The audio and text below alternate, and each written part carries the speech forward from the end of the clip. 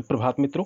आइए, आपका स्वागत है एजुकेशन कैप्सूल में। आज हम देखेंगे स्वाधीनता आंदोलन। ठीक है, आज हम स्वाधीनता आंदोलन के प्रारंभिक जो शुरुआती के साल थे ना, उसमें जो भी घटनाक्रम घटे थे और महात्मा गांधी और अन्य नेताओं की उस समय स्वतंत्रता के समय की जो भूमिका थी उसके बारे में बात करेंगे। चलिए आइए देखते हैं, हम पहला क्वेश्चन उठाते हैं। देखिए, 28 दिसंबर कह रहा है कि 1885 को भारतीय राष्ट्रीय कांग्रेस यानी आईएनएसी की स्थापना गोकुलदास तेजपाल संस्कृत स्कूल के परिसर में हुई। देखिए, एक क्वेश्चन तो खुद बता दे रहा है कि 1885 में गोकुलदास तेजपाल संस्कृत स्कूल परिसर में क्या हुआ था, भारतीय राष्ट्रीय कांग्रेस की स्थापना हुई थी इस दिन। ठीक है ना, तो ये कह रहा है कि जो हुई थी वो किस जगह हुई थी।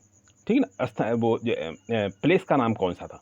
तो देखिए, यहाँ पे जो हमारा है, आप सबसे पहले जान लीजिए कि ये जो हुआ था, इसके पहले राष्ट्रीय अध्यक्ष कौन थे। तो ए ओ, ठीक है ना, होम थे। ठीक है ना, आपको पता होगा। ठीक है, ये 1884 में इन्होंने इसके मतलब नींव रखी थी इन्होंने, किस नाम से, इंडियन नेशनल यूनियन के नाम से। ठीक है ना, इंडियन नेशनल यूनियन के नाम से इन्होंने रखा था पहले नाम। फिर 85 में ये क्या हुआ, भारतीय राष्ट्रीय कांग्रेस हो गया था। और इसकी जो नींव रखी गई थी वो कहाँ रखी गई थी, ये मुंबई में रखी गई थी। आप ये याद रखिएगा, तो ये मुंबई में था। ठीक है, चलिए आगे देखते हैं हम दूसरा क्वेश्चन। देखिए, ये कह रहा है एलन ऑक्टेवियन ह्यूम एक सेवानिवृत्त अंग्रेजी आईसीएस अधिकारी ने वर्ष, अब देखिए यही पूछ रहा है कि किस वर्ष में इन्होंने किया था। अभी हमने ऊपर देखा ही है कि किस वर्ष में था। तो देखिए, कह रहा है कि एलन ऑक्टेवियन यही है, कौन, जो अभी हम आपको बता रहे थे, एओ होम। तो ठीक है, वही है। और इन्होंने जो आईसीएस अधिकारी ने वर्ष भारतीय राष्ट्रीय संघ का गठन। तो देखिए, भारतीय राष्ट्रीय संघ ही क्या हुआ, बाद में जाकर क्या बना, आपका भारतीय राष्ट्रीय कांग्रेस बना। ठीक है ना, अभी जो हम ऊपर वाले क्वेश्चन बता रहे थे ना, भारतीय राष्ट्रीय कांग्रेस, तो वो बना। ठीक है, तो वो जो बना, ये बना था 84 में, आप याद रखिएगा आप। ठीक है, और 84 के बाद 85 में, ठीक है ना, 1885 में क्या बना था, कांग्रेस की स्थापना हुई थी। ठीक है, तो एक साल पहले भारतीय राष्ट्रीय संघ बना था और इसी का नाम बदलकर 85 में उन्होंने भारतीय राष्ट्रीय कांग्रेस कर दिया था, आप याद रखिएगा। चलिए आइए देखते हैं तीसरा क्वेश्चन। भारत में राष्ट्रगान को संविधान सभा द्वारा ग्रहण किया गया। ठीक है, तो देखिए ये कह रहा है कि कब ग्रहण किया गया। ठीक है, तो देखिए, राष्ट्रीय जो हमारा गान है, ये क्या है, ये हमारा, सॉरी,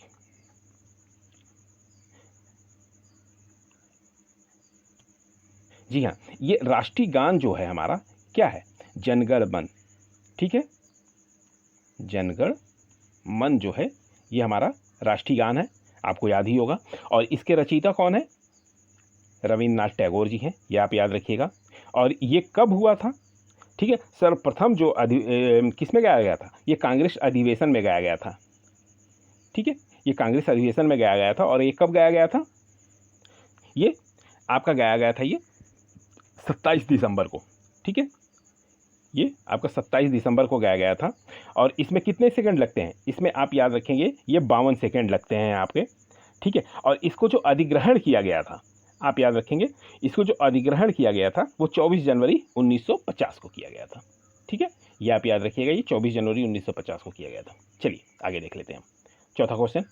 जनगण मन जो भारत का राष्ट्रगान है, सर्वप्रथम कब गाया गया। अभी देखिए, मैंने पिछले ही क्वेश्चन में आपको बताया है कि ये कब गाया गया था। तो देखिए, ये कांग्रेस अधिवेशन जो हुआ था, और ये कांग्रेस अधिवेशन जो कहाँ हुआ था, कलकत्ता में हुआ था। अभी याद रखिएगा।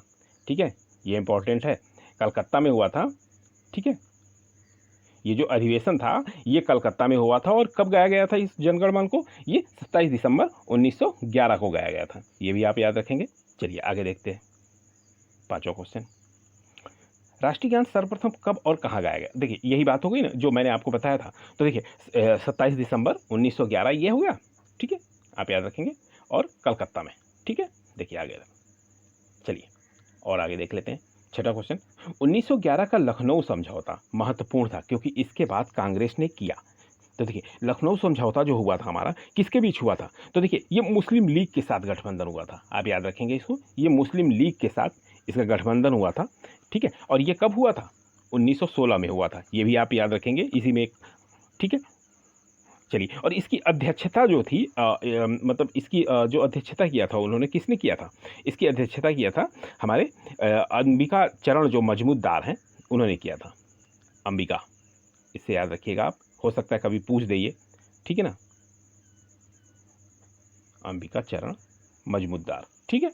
चलिए आइए देखते हैं आगे। 7वां क्वेश्चन, दिसंबर 1916 में दोनों पक्षों के संयुक्त सत्र में संधि राष्ट्रीय कांग्रेस और मुस्लिम लीग के बीच एक समझौता हुआ था, ठीक है, वो कहाँ हुआ था? तो देखिए ये जो हमारा जो 1916 में हुआ था, ठीक है, और ये किसके किसके बीच हुआ था? भारतीय राष्ट्रीय कांग्रेस और मुस्लिम लीग के बीच। ये भी आप याद रखेंगे, देखिए दोनों चीज़ें यहीं पे दे रहा है। और ये कहाँ हुआ था? तो ये लखनऊ में हुआ था, आप याद रखेंगे इस चीज़ को, ठीक है। चलिए आइए आगे देखते हैं हम क्वेश्चन। 8वां क्वेश्चन, महात्मा गांधी द्वारा भारतीय राष्ट्रीय कांग्रेस के कितने अधिवेशनों का समापन किया गया?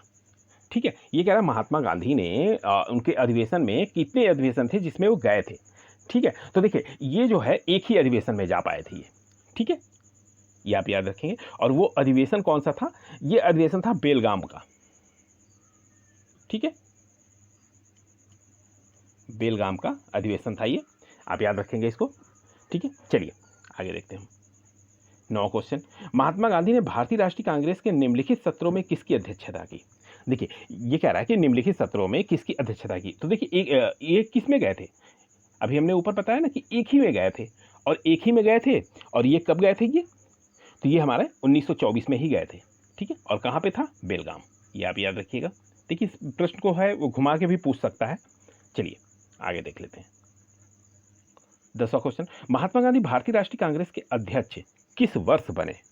ठीक है, तो ये भी आप याद रखेंगे कि तो जो अधिवेशन था बेलगाम वाला, ठीक है, उसी में ये बने थे, और ये 1924 को ही बने थे, आप याद रखेंगे। चलिए आगे देखते हैं। 11वां, सुभाष चंद्र बोस कह रहा है कि किस वर्ष में कांग्रेस पार्टी के अध्यक्ष बने?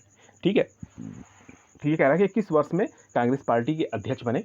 तो देखिए इसमें जो है ये 1938 को, ठीक है, 1938 को ये कांग्रेस पार्टी के अध्यक्ष बने थे। और ये किस में बने थे? देखिए हरिपुरा में, हरिपुरा में, ठीक है,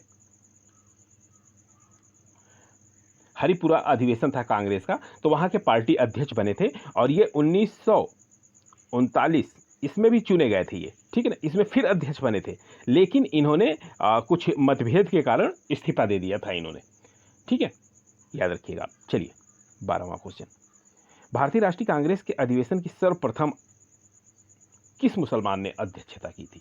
तो देखिए जो भारतीय राष्ट्रीय कांग्रेस 1887, ठीक है ना, 1887 में ये हुआ था, आप याद रखेंगे इसे। 1887 में कौन सा हुआ था? तीसरा अधिवेशन था ये, ठीक है, तीसरा अधिवेशन था। और इसकी अध्यक्षता किसने की थी? इसकी अध्यक्षता की थी बदरुद्दीन तैयब ने, ठीक है, ये आप याद रखेंगे। चलिए 13वां क्वेश्चन देख लेते हैं हम। अंग्रेजों से आज़ादी के लिए लड़ रहे भारतीयों द्वारा उठाई गई शपथ कि वे सिर्फ भारतीय निर्मित सामानों, विशेष रूप से कपड़े का उपयोग करेंगे को कौन सा आंदोलन कहा जाता है? तो देखिए इसमें आपको सीधी सी बात है, वहाँ पे क्या कहा गया था? उठाए गए सिर्फ भारतीय निर्मित, यानी भारतीय की निर्मित यानी स्वदेशी, अपने देश में बना हुआ, तो स्वदेशी हो जाएगा हमारा ये, ठीक है। तो ये विदेशी सामानों का बहिष्कार किया जा रहा था ये स्वदेशी आंदोलन के तहत, ठीक है। चलिए आगे देखते हैं। 14वां क्वेश्चन, ब्रिटिश भारत सरकार ने बंगाल के विभाजन को लागू करने की निर्णय की घोषणा कब की?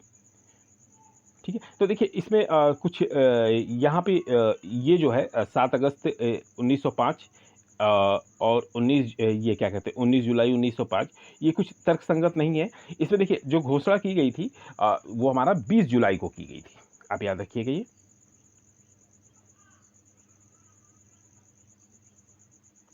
20 जुलाई को ये घोषणा की गई थी। चलिए आगे देखते हैं हम। 15वां क्वेश्चन, निम्नलिखित में से किसने बंगाल के विभाजन यानी 1905 के विरोध में हुए आंदोलन का नेतृत्व किया था? ठीक है, तो इसमें देखिए जो नेतृत्व किया था ये सुरेंद्रनाथ बनर्जी ने किया था, आप याद रखिएगा ये सुरेंद्रनाथ बनर्जी ने इसका नेतृत्व किया था, ठीक है। और इसमें ये कब किया था? ठीक है, 1905 में, ये अभी आप याद रखेंगे क्योंकि ये दिया हुआ है, इसलिए इसको मत भूलिएगा, ठीक है। चलिए फिर आगे हम देखते हैं।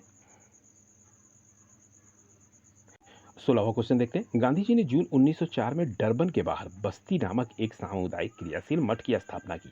तो देखिए इन्होंने जो स्थापना की थी, इन्होंने किसकी स्थापना की थी वहाँ पे 1904 में? फिनिक्स, ठीक है, फिनिक्स में स्थापना की थी। पहला आश्रम था इनका ये फिनिक्स आश्रम के नाम से, ठीक है। और आप याद रखिएगा कि जब भी कभी पूछे अगर ये कि महात्मा गांधी ने पहला आश्रम, ठीक है ना, प्रथम आश्रम कब किया, तो ये आपका जवाब होना चाहिए, ठीक है, फिनिक्स आश्रम, ठीक है। चलिए आइए देखते हैं हम 17वां क्वेश्चन। महात्मा गांधी भाप से चलने वाले जहाज SS सफारी द्वारा दक्षिण अफ्रीका के कहाँ पर पहुंचे थे, ठीक है। तो ये देखिए डरबन गए थे ये, आप याद रखेंगे डरबन। और ये किस लिए गए थे ये, देखिए एक गुजराती व्यापारी थे दादा अब्दुल्ला, ठीक है, दादा अब्दुल्ला थे गुजराती व्यापारी, उनका ये मतलब मुकदमा लड़ने गए थे ये, ठीक है। तो ये उड़ने वाले वो भाप वाले उससे गए थे ये, ठीक है, आप याद रखेंगे इसको। चलिए 18वां क्वेश्चन, महात्मा गांधी दक्षिण अफ्रीका में किस वर्ष पहुंचे थे।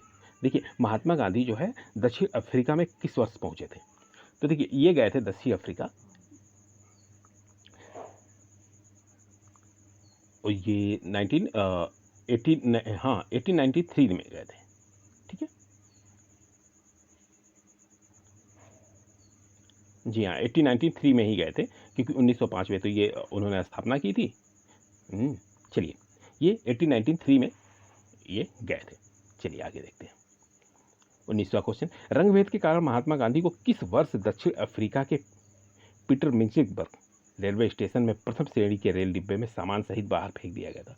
तो देखिए 1983 में गए थे और 1983 की ही घटना है, वो 1893 की ही घटना है, ठीक है। तो हमारा जो आंसर हो जाएगा 1893 ही हो जाएगा, ठीक है, क्योंकि तभी गए थे और वो उसी के तुरंत ही बाद मतलब आप एक चीज़ और याद रखिएगा इसमें, ये जब गए थे तो पीटर्सबर्ग रेलवे स्टेशन पे, ठीक है ना, इनको मतलब रंग भेद की नीति के कारण, ठीक है ना, इनको मतलब रंग भेद यानी भारतीयों से पहले बहुत ही घृणा करते थे अंग्रेज, तो उन्होंने इनको बाहर फेंक दिया था सामान सहित, ठीक है। तो ये 1893 में ही साउथ अफ्रीका गए थे और वही ट्रेन में इन्हें फेंका गया था, ठीक है। चलिए याद रखिएगा 20वां क्वेश्चन देख लेते हैं, महात्मा गांधी ने सत्याग्रह, ठीक है, महात्मा गांधी ने सत्याग्रह सभा की स्थापना की थी, ये कब की थी, ठीक है। तो देखिए महात्मा गांधी ने जो सत्याग्रह सभा की स्थापना की, पहले ये ध्यान दीजिए कि ये 1919 में की थी, ठीक है, 1919 में की थी ये इन्होंने, और ये किस वजह से की थी,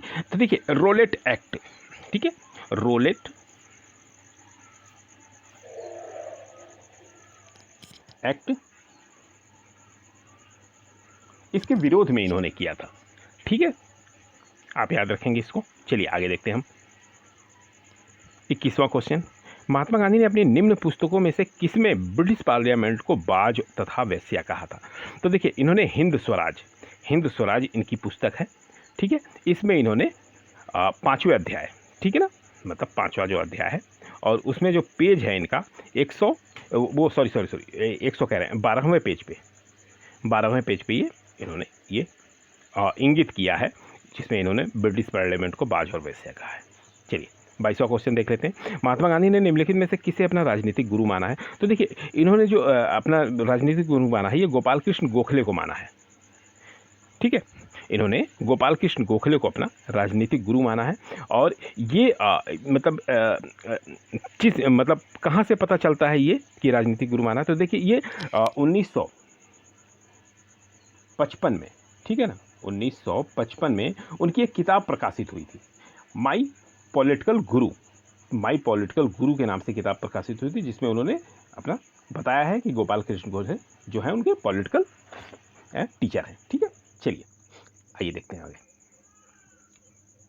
23वां क्वेश्चन, 1917 का सत्याग्रह महात्मा गांधी का पहला सत्याग्रह था, ठीक है, और भारतीय राष्ट्रीय स्वतंत्रता आंदोलन का एक बड़ा विद्रोह भी था, ठीक है ना। तो ये बताइए कि ये जो है कौन सा सत्याग्रह था।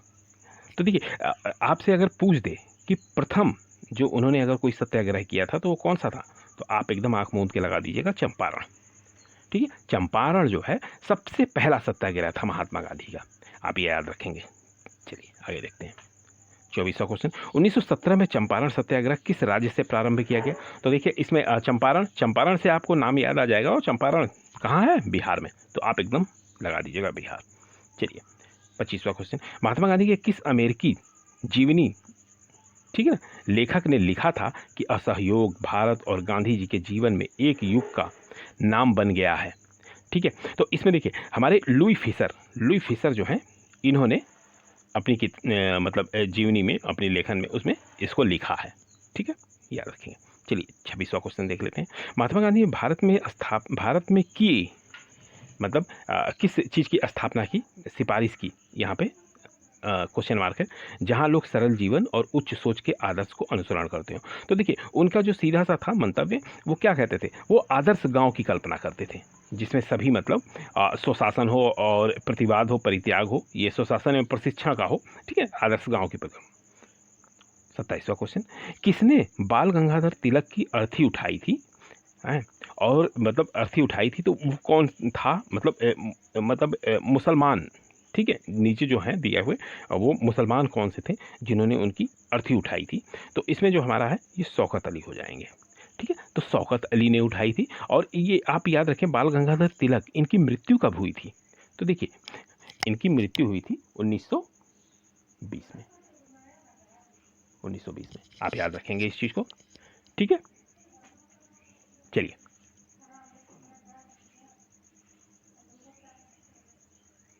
असहयोग आंदोलन किस सन में प्रारंभ हुआ। ठीक है, तो असहयोग आंदोलन जो हमारा प्रारंभ हुआ था वो 1920 को पूरा हुआ था, वो 20 को आरंभ हुआ था, ये आप याद रखिएगा। ठीक है, 29वां क्वेश्चन, चौरी चौरा घटना कब हुई थी। तो देखिए चौरी चौरा घटना जो हमारी हुई थी वो हुई थी करीब 4 फरवरी को। ठीक है, ये 4 फरवरी को हुई थी, आप याद रखेंगे। आप यहाँ पे वो दिया नहीं है ऑप्शन पे, थोड़ा मिसप्रिंट हो गया है, कोई दिक्कत नहीं। ठीक है, 4 फरवरी को ये हमारी घटना हुई थी। और इस जगह जो हुआ था ये कहाँ, चौरी चौरा में। और चौरी चौरा में हुआ क्या था, चौरी चौरा में मतलब एक किसानों के जुलूस पे, ठीक है, अंग्रेजों ने लाठीचार्ज किया था। और उस लाठीचार्ज की वजह से, ठीक है ना, और उस जुलूस पे गोली भी चलाई थी, लाठीचार्ज भी किया था, तो उससे क्या हुआ कि भीड़ जो भड़क गई थी, और भड़क गई थी तो उसने क्या किया था, 4 फरवरी 1922 को, 4 फरवरी 1922 को क्या हुआ, एक थाने में उन्होंने आग लगा दी थी, जिसमें कितने 23 सिपाहियों की मृत्यु हो गई थी। तो ये चौरी चौरा घटना से नाम से प्रसिद्ध है, ये आप याद रखेंगे। चलिए आगे देखते हैं 30वां क्वेश्चन, चौरी चौरा घटना जिसके कारण गांधी को अपना असहयोग आंदोलन बंद करना पड़ा, यह कहाँ स्थित है। तो सीधी सी बात है, ये गोरखपुर में स्थित है, आप याद रखेंगे इसको। चलिए 31वां क्वेश्चन, असहयोग आंदोलन कब वापस ले लिया गया। तो देखिए असहयोग आंदोलन जो हमारा वापस लिया गया, कब लिया गया, ये उसी के बाद वापस ले लिया गया था। तो ये 4 फरवरी को, ठीक है, ये 4 फरवरी को हमारा जो है वो घटना हुई थी। और 12 फरवरी को क्या हुआ था, यानी ये हमारा फरवरी ही है इसमें दिया हुआ, तो हम कर सकते हैं, लेकिन अगर डेट सहित अगर पूछ देगा तो हमारा 12 आ जाएगा। 12 फरवरी को वापस लिया गया था। और 4 फरवरी को हमारा क्या हुआ था, घटना हुई थी चौरी चौरा की।